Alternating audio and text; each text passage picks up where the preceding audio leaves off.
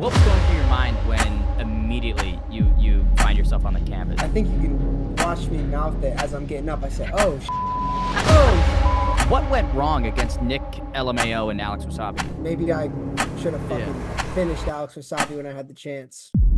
Hello and welcome back to Misfits News. I'm your host, Ben the Bane Davis, and as always, I'm joined by my co-host, BL. And listen, BL, you look like you're in a different place. You're pulling a page out of the Ben Davis playbook, man. I was going to say, I'm copying Ben here. I'm away traveling, but let's just say something big's coming to the channel soon. We're working on something. We're cooking up a storm. And just keep your eyes peeled. Maybe next episode we're giving a little preview. That's all I'm going to say. Maybe. How are you doing, though, Ben? How's everything with you? I'm fantastic. I'm just pumped to be here with you, BL. Well, as always, we're bringing you the latest in the crossover boxing world. And today, I'm going to give you the rundown of today's topics.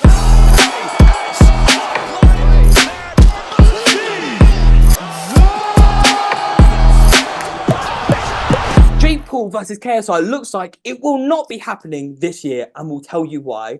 A new Misfits 15 card has been revealed. Deji's returning to the boxing ring, and we'll be hearing from our favorite Bdave. Let's talk about the fight that quite literally everybody in the crossover world wants to see, KSI versus Jake Paul. However, right now, that fight looks like it could possibly never happen. Wade Plem stated that at the last MVP event, Jake looked near 230 pounds, which is around 110 kg, 35 kgs more than KSI's fighting weight. That is a lot of muscle, a lot of size, BL, and to me, it does seem like that fight is veering farther and farther away from reality. People want to see it this year, but when you look at it realistically, Jake Paul is now fighting at heavyweight, and he has stated he wants to knock out Mike Tyson. That is his priority right now, and it makes sense. You know, he's got to focusing on his next goal. He wants to knock out Uncle Mike. As sad as it's going to be, it might most likely happen. And KSI, he fights around 75 kilo to 80 kilograms, which in pounds, I'm not quite sure what the conversion rate is there. But that's almost a 30 kilogram difference, Ben. Do you know how much that is? It's around 40 pounds, 50 pounds, I would say, that is between them. But we haven't seen KSI in quite some time, so maybe he's bulking up. He's always bulking. KSI. He is always bulking. When he's like Deji's always bulking, I'll tell you what. They've got the meatballs on them. That they do, right? But who knows? I mean, maybe Jake Paul can trim down and lean out. KSI could bulk up and add some more weight. But yeah, it just seems that the fight that we all want might just not happen. Especially this year, it's not going to happen. We need to see at 180 pounds, 185 pounds maximum, in my opinion. So if we're going to see it, it will probably be either very, very late this year or start of next year after that. And then again, that looks like, again, the boats are drifting apart, from my opinion. Talking about KSI versus Jake is one thing, but his brother has taken on some additional training and coaching purely for that 1 million pound bet. As Daly said in our interview with him, when he gets those abs, expect him back in the ring. And BL, it seems like he's getting those abs within the next 3 months. I find it interesting because I didn't believe Deji was going to take it this seriously. But obviously he wants that 1 million pounds. If he can lend me a tenner, it would be nice. But he's taking his training seriously. He's eating properly. And as Daly said, when you got those abs, why not take the rematch with Alex Wasabi or possibly the fight with Amir Khan? I mean, again, some really interesting fights, and I'd love to see Deji back in the Misfits ring. I don't know about you, Ben. I agree completely. I think that Deji's story in crossover boxing is one of the better ones. You know, I mean, it's crazy. Anytime you fight Floyd Mayweather, it's a pretty remarkable achievement. And I do think there's some cool matchups. Amir Khan, maybe other guys that we aren't even considering right now. But if Deji's doing all the work to get physically fit, it is basically a why not hop back into the ring, make some more money, get a highlight reel KO potentially, and keep the train going. Back onto the topic of Misfits Boxing. On the Misfits 15 card, we've been given yet another fight, and it's one that intrigues me because it was uploaded, then deleted. So what's really going on? Well, Killer B versus Jamila Selena is the fight right now being talked about. So Ben, could you talk me through what is this fight? Yeah, who knows? It's a little hot and cold with the uploading and then deleting, and I believe Killer B putting up a poster of just her. So, you know, these matchups do shift around quite frequently. Who knows what's going on behind the scenes? And when you look at it on paper, Killer B, while she is only 4'11", has a lot of experience 15 mixed martial arts bouts. She's undefeated as a Muay Thai fighter, and she's an undefeated pro boxer at 1-0. And this is the type of person, though, that I think we need. She was a contestant on Survivor. She's done a lot of these other media and influencer type appearances. So to me, Killer B is perfect. Now, Jamila Selena is where I have a couple questions. She's 38 years old. She's a singer, a DJ, an influencer. And her experience as an influencer, a reality star, was on The Real Housewives of Amsterdam, which to me is just come on, like that's not a great base for boxing if you're a real housewife. They're always bitching on it and and having catfights on there. So man. So maybe the press conference of the buildup would be great, and then who knows if 38-year-old Jamila can fight. And that's the question: if she has experience, if she has competed before, please let me know. I'm ignorant to it. I really am not too familiar, but I know Killer B. Some of her fights have gone super viral, over 16 million views on, I believe, one of her fights. So I know how skilled she is. If we're going to match her up, I kind of want to see her fight someone on the same playing field as opposed to a near 40-year-old real housewife who has never competed before or trained professionally. I'll ask you the question, Ben. Is it a setup fight to potentially get her onto the Misfits boxing scene, to then set her up with a bigger fight, maybe an AJ Bunker, maybe an Ashid Wet later on down the line? Potentially, for sure, potentially. And that's how we got to do these things. That's how boxing and combat sports is done. If you have a big star, you want to tune them up, you want to build them up. So if that's the case, is what it is. I just, I don't want to see a 38-year-old get knocked out for no reason. So something big that happened over the weekend, the bare knuckle went off, and a viral moment was Bryce Hall versus Taylor Holder. Ben, what do you make of that? Of course, whenever these guys are in a room, something is going to go wrong and awry, and that is just what occurred. This fight needs to happen. This has so much buildup. This has so much history. I need to see it. I want it on Misfits. I think it belongs in a boxing ring, and I feel it's overdue. Give it to me. I fucking want it, baby. Come on. There's real beef there. There's a storyline. I need to see it. And I tell you something, I do think it's a close fight. No matter what the people say, one can scrap, one can box. We've got a fight on our hands. Absolutely. And talking about some more viral moments and someone that was attached to the same BKFC card, it was one half of the main event, Mike Perry. This guy has been unreal inside BKFC. Yeah. Pretty middle of the road, I would say, UFC career, some good wins, some tough losses. But inside bare knuckle, Mike has just taken over. He is the face of BKFC, and he called for a matchup with Darren Till. Now, obviously, Perry and Till in BKFC is great, and that makes a lot of sense. But what about Mike Perry versus Darren Till in Misfits? If we can snatch that fight, that would be huge. Now, that's a fight to make. I think, and forgive me if I'm wrong, but a lot of the Misfits fans don't know Mike Perry's background and don't know what he's doing in BKFC. When I tell you this guy can fight, he can scrap, and all he wants to do is fight. During Prime Card Week, which I was there, this guy was ready to fight anyone at any moment. I mean, he was ready to step in for Dylan Dennis. So there's a real name and potential to have him on the Misfits boxing universe.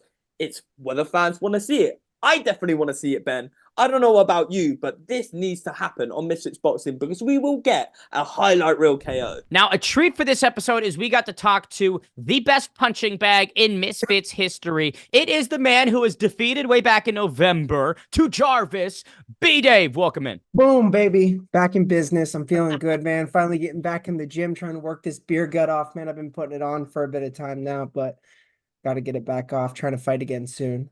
Let's fuck it. You and me both, man. I mean, we love our we love our vices. Talk to me about that last fight with Jarvis. It was a really difficult one. I thought, he had moments, you had moments. How do you reflect on it? It was good, dude. It was definitely a big learning experience. I feel like some of my takeaways from that fight probably will change me as a fighter for fights to come forward now. But yeah, I think it was tough. It was definitely a tough one, especially getting dropped in the first 10 seconds there. And then, trying to muster up the strength to go the whole way. So it was good. What was going through your mind when immediately you find yourself on the canvas? What was the first thing you thought of? I think you can watch me mouth it as I'm getting up. I said, oh, oh, that's what I said. So yeah, it's probably what was going through my head. Yeah, that's too funny. And how did the opportunity come about? Because obviously it was for a title, and you'd been sort of really involved with the tag teams and the survivor matches. But then here comes this singles match title opportunity. How did it all come about? Yeah, somebody had to do it. Most people said no. And you know me, I don't say no. I said yes. So I said, Jarvis, fucking not worried about this scumbag. Should have been a little worried anyway, but Yeah. yeah, Mam's call. He's like, oh, you want to main event the next card, fight Jarvis for the title at 155? If you do, if you win it, obviously I'm not gonna lie to you. I know like odds are stacked against you, but if you pull this off, like it's gonna be big for you. And I was like, shit, I guess we'll go then. And I think that's kind of been maybe the through line for your boxing career is you've seemed like the guy that just never turns anything down. Is that correct? Yeah, I haven't said no to anything. Yeah. Was anything surprising about you about Jarvis when you sort of looked at maybe some of the tape or your preparation? What was the biggest thing inside the ring that you were like, ah, fuck, you got me there? Um, I don't know. I don't know. I think the biggest thing for that fight that was that knockdown in the beginning. Hmm. Literally, my coaches were in my corner telling me, do not go out too crazy because I have a tendency to come out flying a bit sometimes. They're like, don't come flying out of the gate throwing humdingers. Like, take your time. You know what I'm saying? Establish the jab. What do I do? I'm like, okay, I won't. First thing I do, start throwing wild ones, and I paid for it anyway. But that was the biggest. That was definitely the biggest direction maker of that fight. I'd say was that knockdown in the beginning. Yeah. So I want to get into the Pineda relationship that you guys have. First, obviously started with that fight KSI versus FaZe Temper, mystery opponent, and you had no idea it was Pineda. No, I had no idea, and it was only on 11 days notice. Oh Because man. remember the whole who was he supposed to fight, and then he ended up fighting. It was I can't even remember. Yeah, but there He was was that supposed to fight, situation. and then Temper. It was Dylan Dennis. He was supposed to fight, then he dropped out, and then Temper went up, and then Temper was gonna fight Pineda, I guess. But then they're like, "You want to fight a mystery opponent?" At this stage, I was wanting to be on Misfits, so Mhm. I was just like, "Shit, let's go." I was not in shape or anything by any means, but I did it, and since then I started taking training seriously and stuff, and that's where I feel like the pace has changed for me a bit. Yeah. How did it evolve to where you and Pineda formed the tag team? I would say probably the most iconic tag team that Misfits has had. Shit, he whooped my ass so bad I fell in love with him. Fair enough, fair enough. Is there are there plans to maybe fight for those tag team titles again soon? Like what is the state of that? Because Dude, we don't have a plan, but I sure would like to get something together because yeah.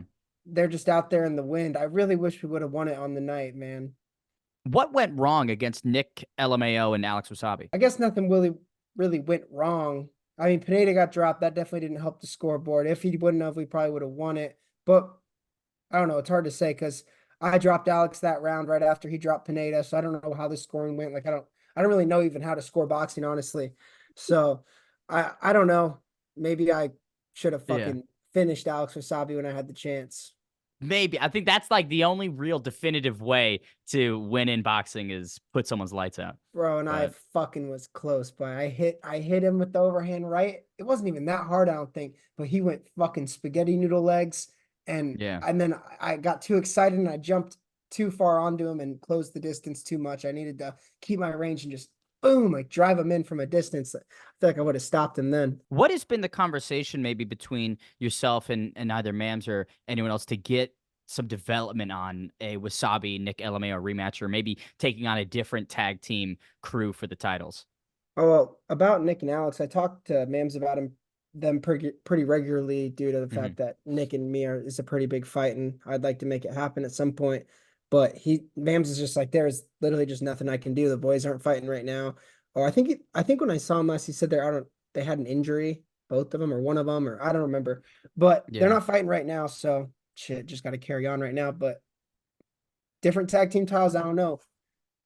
You and Beal want to do it. I mean, I fuck, mean, that's I could leave Pineda on the beach in Mexico drinking pina coladas with both your fucking asses by myself. Hey, we'd send you over to Pineda bruised and battered, baby. Yeah, right, buddy. I'd fucking express ship a belt over to Pineda and say, don't even worry about it, bud. Don't even That's yeah, for hang you. this up, hang it on That's the for mantle. you. Well, before I talk too much shit to you and we get into it, I want to walk through other names in the welterweight division because right now you're ranked number 4. And above you are some very interesting challenges. Of course, Nick LMAO, that's the one we got to see that fight. But you got Ed Matthews and you've got Salt Poppy. Out How of is those Ed Matthews two, above me? But I don't fucking know. Salt Poppy I get. Salt Poppy's better than me. Nick Lamau's a bum. And I don't have any problem with Ed Matthews or anything like that, but I definitely would rank myself a little higher than him. That's got some juice on it, right? Yeah, I've actually got a fight right now. Oh Playing. shit! I can't announce it obviously, but you gotta give me a tease. Give me a sprinkle. What's dude, going on? It's fucking sick, bro. It's Is so it Misfits sick. or is it outside of Misfits? No, it's on Misfits, but Misfits, of course. it's exciting. Okay. I've got to dig on this. Is it in the welterweight division? Is it 155? Yeah. Okay. All right. So that's all I'll dig. I won't go too crazy, but 155 and the return, do you have a timeline for it? I can't say right now, but yeah. Ow! Come on, Bdave. Hey, I haven't been authorized to give any information out yet, so it's just me that knows. But yeah, it's fucking dude. It's actually so sick. Maybe everyone won't find it as sick as I find it, but I think it's sick. Have they fought on Misfits before? I don't know. Ah, fuck you. Is it me? Is there a contract coming in my mailbox? No. If it was you, you'd know. That's true. I'd have some advance. I'd have 3 months more notice than you. I'd make sure. Yeah. What a treat that was, Bdave. Thank you for the time as always. And some breaking news on Misfits News. Bdave has signed to fight sometime within the next several months. BL, who do you think it could possibly be? Is it someone in this call right now? Oh, well, that would be a surprise to me. Is it me or you? We don't know. But a few names that were tossed about, which I find interesting, is Nick Lamau and Alex Wasabi. Now, obviously, we saw them fight on the Prime card in a tag team. And Bdave did surprisingly well. I was really, really surprised with how well he fought against them. So does he deserve a rematch against them? Absolutely. But which one do I want to see first? I want to see him against Nick Lamau. I think that's a great fight. Nick Lamau's been out of the ring for a while as well. And he surprised a lot of people too. So what a good fight to have. They have real beef again. We love storylines, Ben, so why not make it happen? I absolutely agree with you. It would be fireworks. Now, what an episode. We covered all the latest happenings in the crossover combat sports world. As always, I've been your host, Ben the Bane Davis. Remember to like, subscribe, and for BL, join us every Tuesday and Thursday for more breaking updates. Until next time, take care.